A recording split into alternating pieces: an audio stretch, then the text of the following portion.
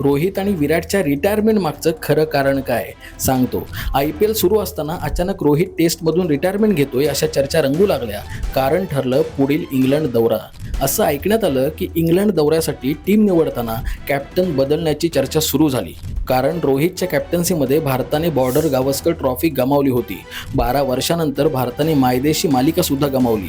त्यामुळे रोहितला कॅप्टन्सी सोडावी लागणार हे पक्क होतं आणि यामुळे रोहितने निवृत्ती घेतली असं सांगण्यात येते.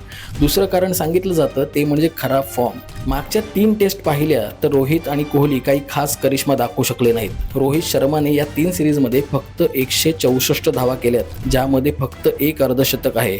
तर विराट कोहलीने सुद्धा मागील 3 टेस्टमध्ये फक्त 1 शतक आणि 1 अर्धशतक झळकावलंय. पण जेव्हा या दोघांच्या करिअरमध्ये बॅड पॅच आलाय तेव्हा त्यांनी धमाकेदार कमबॅक केलंय. हा इतिहास आहे.